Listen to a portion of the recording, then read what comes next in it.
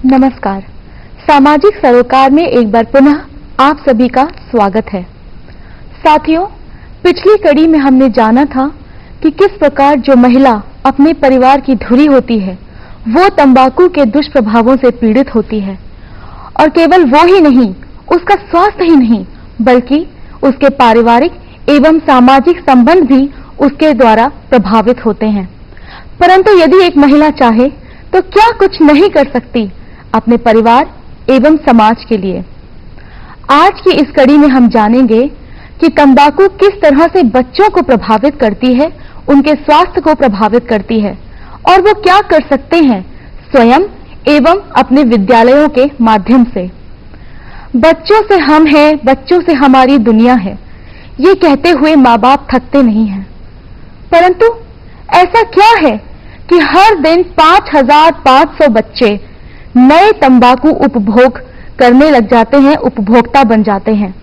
आइए इन्हीं सवालों का जवाब हम जानेंगे डॉक्टर राकेश गुप्ता से, जो कि राजस्थान कैंसर फाउंडेशन के अध्यक्ष एवं तंबाकू नियंत्रण कार्यक्रम के विशेषज्ञ हैं। डॉक्टर गुप्ता, एक बार पुनः आपका बहुत बहुत स्वागत है। डॉक्टर साहब, क्या वजह है कि बच्चे बड़ों के साथ साथ वो भी तंबाकू के चंगुल में फंसते जा रहे हैं? देखिए, बच्चे जो चंगुल में फंसते हैं, एक तो उनका अपना अपरिपक्व डेवलपमेंट है, निर्णय की क्षमता नहीं है, अच्छे बुरे का भान नहीं है, और मुख्यतः 3 भागों में हम इसको डिवाइड कर सकते हैं कि एक तो अगर बच्चे के परिवार में कोई तंबाकू खा पी रहा है तो बच्चा निश्चित रूप से उसके कारण प्रभावित होता है, मोटिवेट होता है। तो परिवार में संबंधियों को इस चीज का ध्यान रखना बहुत जरूरी है। दूसरा जो है वो बच्चों के अपने साथी संगी जो हैं, विशेषकर जो 9वीं क्लास से 12वीं क्लास तक के बच्चे हैं, उनमें ये बहुत ज्यादा होता है कि भाई कोई सिगरेट पी रहा है, कोई तंबाकू खा रहा है, किसी ने किसी को चैलेंज कर दिया कि आप तंबाकू नहीं खा रहे हो तो जो है वो आप बड़े नहीं हुए हो, एनफ एडल्टहुड नहीं आया है। कई लोग कहते हैं मर्द का बच्चा नहीं है क्या तू, अगर तू तंबाकू नहीं खा सकता है, सिगरेट नहीं पी सकता है।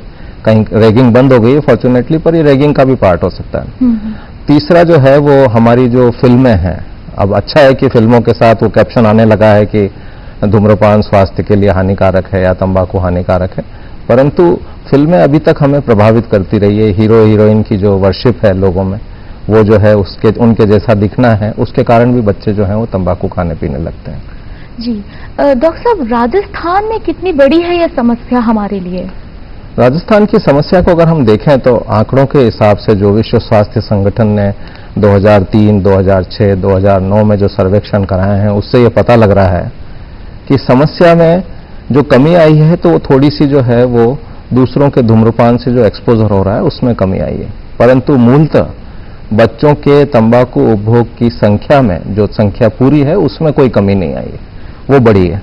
उसका कारण है कि उसमें जो है जो 10 साल से कम के बच्चे हैं, लड़के और लड़कियों में जो अनुपात दर है वो कम होने लगी है, तो लड़कियां भी जो है तंबाकू खाने पीने लगी हैं। दूसरा जो कारण है वो ये है कि अब हमारे यहाँ पर 50% से ज्यादा बच्चे जो हैं वो 15 साल से कम की उम्र में तंबाकू खाने पीने लग जाते हैं, तो बहुत बड़ी समस्या है। 80% जो है वो 20 साल से कम की उम्र में खाते हैं। तो ये जो प्रेरणा के जो स्रोत हैं उनकी कमी होना बहुत आवश्यक है, इस चीज को जो है वो देखा जाना चाहिए। तो मैं ये जानना चाह रही थी कि वर्तमान में क्या स्थिति है बच्चों के द्वारा तंबाकू का सेवन करने की? वर्तमान में जो स्थिति है उसमें अगर हम देखें तो करीब 15% बच्चे जो हैं वो तंबाकू खाते पीते हैं। ये 13 से 15 साल की उम्र के रेंज की बात कह रहा हूं मैं कि 11% बच्चे जो हैं वो तंबाकू खाते पीते हैं और 4% बच्चियां जो हैं वो तंबाकू खाती पीती हैं। अब जो बच्चे तंबाकू खाते हैं पीते हैं उसमें धूम्रपान और चबाने वाली तंबाकू के उपभोग का जो आंकड़ा है वो एक जैसा है, बराबर है, अनुपात उनका बराबर है। परंतु लड़कियों में जो है वो जो चबाने वाली तंबाकू की प्रवृत्ति है वो तंबाकू का जो धूम्रपान कर रहे हैं उससे दुगनी है। मतलब ज्यादा लड़कियां तंबाकू चबाना प्रेफर करती हैं, वो नेचुरल भी है। धूम्रपान करती हुई लड़की जो होगी तो उसको टोकने वाले बहुत होंगे, परंतु कोई लड़की चुपचाप मुंह के अंदर तंबाकू रख रही है तो उसको कौन क्या कहेगा, है ना। तो उस चीज को जो है वो ध्यान में रखने की आवश्यकता है बहुत ज्यादा। तो क्या ये बच्चे भी धूम्रपान जो दूसरे करते हैं उससे पीड़ित होते हैं? निश्चित रूप से होते हैं, एक बात और भी कह दूं मैं कि जो है निश्चित रूप से धूम्रपान से प्रभावित होते हैं। हमारे यहाँ राजस्थान में जो बच्चे घरों पर धूम्रपान से प्रभावित होते हैं उनकी संख्या करीब 74% है, और जो लोक स्थानों पर, लोक वाहनों में जो धूम्रपान से, दूसरों के धूम्रपान से प्रभावित होते हैं वो करीब 35% हैं। थोड़ा सा आंकड़ा कम हुआ है। निश्चित रूप से हम देखते हैं वातावरण में अब धूम्रपान जो है वो आपको एकदम से प्रत्यक्ष रूप से नहीं दिखता है। कहीं से निकल जाए तो ठीक है, आपको उसकी बदबू आ सकती है, परंतु वो पहले से कम हुआ है। ये भी जानना जरूरी है कि करीब 70% से ज्यादा बच्चे तंबाकू के नुकसान को जानते हैं जी। और 2/3 जो बच्चे हैं जो तंबाकू उपभोगी हैं वो इसे छोड़ना चाहते हैं, इसका छोड़ने का असफल प्रयास भी कर चुके होते हैं। ये एक जो है वो बात बहुत महत्वपूर्ण है जिसको ध्यान में रखा जाए। जी डॉक्टर साहब, कभी ऐसा सुना नहीं कि बच्चों में तंबाकू की वजह से जानलेवा रोग होते हो, ऐसा कुछ है क्या? जानलेवा रोग तो बच्चों में नहीं होते हैं क्योंकि तंबाकू एक धीमा जहर है जिसमें एक समय लगता है कि उसके जो तंबाकू के विषैले तत्व हैं जो शरीर पर प्रभाव करते हैं और सर से पांव तक बीमारी पैदा करते हैं। परंतु निश्चित रूप से अगर हम इनको फेजेज में डिवाइड कर लें तो ये पता लगेगा कि जब बच्चा मां के पेट में होता है और मां धूम्रपान कर रही है तो ऐसे बच्चे की जो है वो पेट के अंदर ही मृत्यु हो सकती है, गर्भपात हो सकता है। समय से पहले ऐसा बच्चा जो अगर पैदा होता है तो उसका वजन जो है, शारीरिक वजन, वो कम होगा। जो अगर मां धूम्रपान करने वाली है तो इन बच्चों का जो फेफड़ों का विकास है वो पूरा नहीं होता है तो इन बच्चों में जो है वो सांस की बीमारियां ज्यादा होती है। यहाँ तक भी अध्ययन बता रहे हैं कि इनमें जो है वो फेफड़े का कैंसर होने की संभावना भी ज्यादा रहेगी। फिर उसके बाद जो है जब बच्चा जन्म ले लेता है और फिर वो जो प्रभावित होता है तो वो दूसरों के धूम्रपान से अपने घर के अंदर या घर के बाहर प्रभावित होता है। तो ऐसे बच्चों में जो है वो सांस के और कान के जो संक्रमण है, इन्फेक्शंस हैं, वो ज्यादा होते हैं। उनमें अगर एस्थमा पहले से है तो वो एस्थमा प्रेसिपिटेट भी हो सकता है। किसी का धुआं आपने सूंघा, उस माहौल में आप रहे तो वहां पर जो है वो आपका एस्थमा प्रेसिपिटेट हो सकता है। ये भी एक बात है। जो लोग बच्चे तंबाकू खाते हैं विशेषकर पीने वालों का, धूम्रपान वालों की भी बात है कि इनके दांत जो हैं वो खराब हो जाते हैं, मसूड़े जो हैं वो रिसीड करने लग जाते हैं, उनमें ब्लीडिंग हो सकती है। मुंह के अंदर बदबू तो धूम्रपान वालों के आती है, छुपाने का वो बहुत प्रयत्न करते हैं कि भाई हम इलायची खा लें, कुछ और खा लें ताकि माँ बाप को पता नहीं लगे, परंतु फिर भी आपको कहीं ना कहीं से पता लग ही जाता है कि एक कोई व्यक्ति, बच्चा धूम्रपान कर रहा है तो उसका पता लगाया जा सकता है। जी। सबसे बड़ी चिंता जो कि बच्चों को खुद को करनी चाहिए वो अपना थोड़ा सा भविष्य देखना चाहिए कि धूम्रपान या चबाने वाली तंबाकू से ये माना गया है कि पुरुषों के अंदर जो है वो उनके शुक्राणुओं की कमी होती है, वीर्य के अंदर उसकी मोटिलिटी भी कम होती है। तो ऐसे बच्चों में जो है वो दो समस्याएं होती है। एक तो उनमें जो है वो प्राइमरी स्टेरिलिटी जिसको हम कहते हैं कि नामर्दानगी हो सकती है कि बच्चा नहीं पैदा करने की क्षमता हो जाती है, उनकी जो क्षमता है वो खत्म हो जाती है, या और उनमें जो है वो एक तरह से नपुंसकता की भी जो है वो समस्या हो जाती है कि जो यौन संबंध में आपको एक संतोष देना चाहिए, संतोष मिलना चाहिए, वो आपको पर्याप्त रूप से नहीं मिलता है।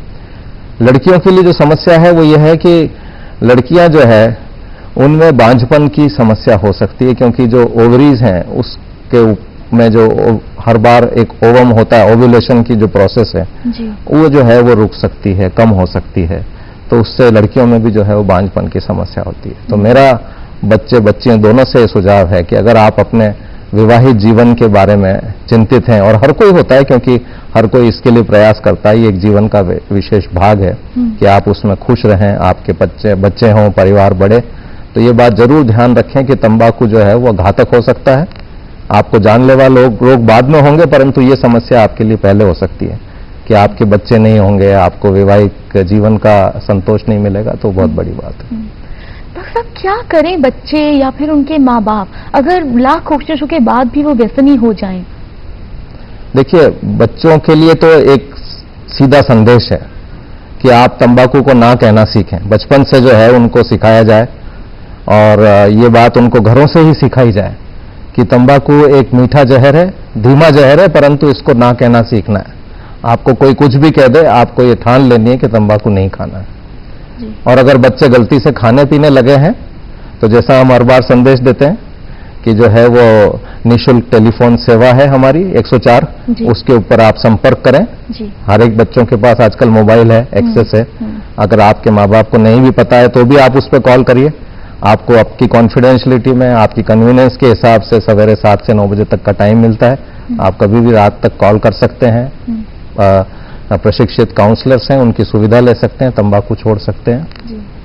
माँ बाप के लिए मैं यही कहूंगा कि आप सजग रहें कि कहीं आपका बच्चा जो है वो तंबाकू खा पी तो नहीं रहा है। विजिलेंट रहें, कम से कम जो है वो मैं सोचता हूँ 6 से 8 साल की उम्र से, जब तक बच्चा कॉलेज में 1-2 साल उसने नहीं गुजार लिए हैं, इतना बड़ा जो पीरियड है 8-10 साल का, इसमें आपको ध्यान रखना ही है कि आपका बच्चा तंबाकू खाने पीने नहीं लग गया। जासूसी करने जैसा भी हो सकता है ये, अगर बच्चे नहीं बताते हैं। माँ बाप से जहां क्लोजनेस है वहां तो बहुत ही अच्छी बात है, पर अगर नहीं बता रहे हैं तो आपको पता करना ही पड़ेगा जी। क्योंकि ये एक ऐसी समस्या है और जिसको हम अपने इसमें सामाजिक सरोकार के थीम के रूप में भी ले रहे हैं कि तंबाकू उपभोग जो है वो एक रोग है और तंबाकू खाने पीने वाला एक रोगी है। तो अगर ये बात है तो माँ बाप को ये समझना है कि बच्चा जो है वो अपराधी नहीं है, पीड़ित है, रोगी है। तो ये रोग ऐसा है जो कि छुप सकता है कुछ समय के लिए, तो आपको ध्यान रखना है कि एक तो बच्चा आपका रोगी नहीं हो गया है, और अगर रोगी हो गया है तो उसका इलाज कराएं, परामर्श दिलाएं, उसको दवाइयां दिलाएं ताकि वो तंबाकू छोड़ पाए। जी, तो क्या स्कूलों में भी इसके लिए कुछ किया जा सकता है? स्कूलों में बहुत अच्छी पहल हुई है भारत सरकार के द्वारा भी। जितने पहले शुरू में सीबीएसई स्कूल्स थे उनके लिए पॉलिसी बनी टोबैको फ्री की, फिर हमारी प्रादेशिक सरकार ने भी जो है वो सभी स्कूलों के लिए, विद्यालयों के लिए एक नीति बनाई है जिसके अंतर्गत सभी प्रशिक्षण संस्थाएं तंबाकू मुक्त होनी चाहिए, और उसके निर्देश भी जो है वो जारी हो चुके हैं। और उसमें यह है स्कूलों के लिए कि स्कूल जो है वो तंबाकू मुक्त कमेटियां बनाए। कमेटी को कोई साइंस टीचर हेड करेगा, बच्चों के हेड जो होते हैं मॉनिटर्स वगैरह उनके साथ। उसमें साथ में जो है वो एनसीसी एनएसएस के जो प्राध्यापक हैं वो भी जुड़े, आचार्य निश्चित रूप से उसके अध्यक्ष होते हैं। उसमें साथ में ये भी प्रावधान है कि जो स्थानीय एमएलए हैं, पार्षद हैं, पंचायती राज के जो प्रतिनिधि हैं वो भी उसमें जुड़े, ताकि जो है वो एक, क्योंकि ये सामाजिक मुद्दा है तो इनको भी इसमें जोड़ना चाहिए कि वो ध्यान रखें कि स्कूलों में कहीं पर भी तंबाकू खाया पिया नहीं जा रहा है। और स्कूलों में जो है वो कई तरह की गतिविधियां होनी चाहिए जो कि इस बात के लिए बच्चों को प्रेरित कर सकें कि बच्चे तंबाकू से दूर रहें। तो स्कूलों से आगे जाकर भी क्या बच्चे कुछ कर सकते हैं, जुड़ सकते हैं तंबाकू के नियंत्रण में? हाँ, बच्चों का एक संदेश कर्ता के रूप में मैं सोचता हूँ बहुत बड़ा प्रभाव है जी। हमने देखा है अभी इस बार जो है वो हमारे प्रधानमंत्री ने शिक्षक दिवस पर बच्चों के साथ जिस तरह से कम्युनिकेट किया जी। वो रेसिप्रोकेट भी हो सकता है कि बच्चे जाके जो है वो अपने नीति निर्धारकों से बात करें, अपने स्कूल के प्रिंसिपल से बात करें। शुरुआत तो वहीं से करें कि स्कूल में अगर तंबाकू कोई खा पी रहा है तो उसको खाने से रोकने के लिए जो कमेटी है उसको काम में लें, स्वयं जाके उनको प्रेरित करें। घरों पर भी इसी तरह से करें। अगर आप अपने किसी संबंधी को खाता पीता देखें तो उनको रोकें, उनको सुझाव दें कि वो परामर्श लें 104 निःशुल्क सेवा पर। परंतु मैं सोचता हूं इसके साथ भी जो है वो बच्चे और भी कुछ कर सकते हैं। समाज में जो है वो किस तरह से प्रदर्शनियां कर सकते हैं, रैलियां कर सकते हैं, उनकी जो है एग्जीबिशंस को जो है वो सूचना केंद्र पर लगाया जा सकता है। ऐसा कई तरीके से बच्चे जो हैं वो समाज को प्रभावित कर सकते हैं। जी डॉक्टर साहब, ये जानना चाहूंगी कि राजस्थान में क्या विशेष रुकावटें हैं या समस्याएं हैं तंबाकू के नियंत्रण में? राजस्थान की समस्याएं देखिए, एक तो यह है हमारी सबसे बड़ी समस्या कि तंबाकू को खाने को अभी भी सामाजिक स्वीकृति है, और एक वो जो है बहुत बड़ी समस्या है जी कि सामाजिक स्वीकृति को हमको हटाना होगा, सामाजिक धारणा को हमको बदलना होगा। दूसरा ये भी है कि अभी भी अधिकांश लोग तंबाकू नहीं खाते पीते हैं, वो संख्या है 35, राजस्थान में 32% वयस्क राजस्थानी तंबाकू खाने पीने वाले हैं। इसका मतलब ये हुआ कि जो 68% है वो नहीं खाते हैं जी। तो जरूरी है कि आप एक सामाजिक व्यक्ति की तरह अपना दायित्व समझें कि आप जो है वो, अगर कोई आपको बच्चा तंबाकू खाता पीता दिख रहा है, तंबाकू की दुकान पे खड़ा हुआ है, दूसरे का धुआं सूंघ रहा है, तो आप अनजान व्यक्ति की तरह भी जाके विनम्रता से कह सकते हैं कि भाई तुम ये काम मत करो, है ना। हम ये सोचते हैं हर बार कि अरे इससे मेरा क्या संबंध है, पर मैं सोचता हूं कि ये बात बताना बहुत जरूरी है कि भाई आप तंबाकू नहीं खाइए पीजिए, ये एक जहर है और इसको किस तरह से रोकना चाहिए। जी बहुत बहुत धन्यवाद आपका डॉक्टर गुप्ता इस जानकारी के लिए। तो साथियों, देखा आपने कि कितना महत्वपूर्ण है अपने बच्चों को तंबाकू को खाने या पीने से रोकना। यदि आप या आपके जानकार तंबाकू खाना पीना छोड़ना चाह रहे हैं तो डॉक्टर राकेश गुप्ता तंबाकू उपचार विशेषज्ञ से मिलने का समय निश्चित करने हेतु संदेश भेजें उनके ईमेल पर rakeshsa82@gmail.com पर और मोबाइल नंबर है 09351624313। कृपया नोट करें कि दूरदर्शन जयपुर हर हफ्ते गुरुवार को शाम 5:10 पर इस कार्यक्रम को समाज और तंबाकू को प्रसारित करेगा। अगले सप्ताह के लिए नमस्कार, धन्यवाद।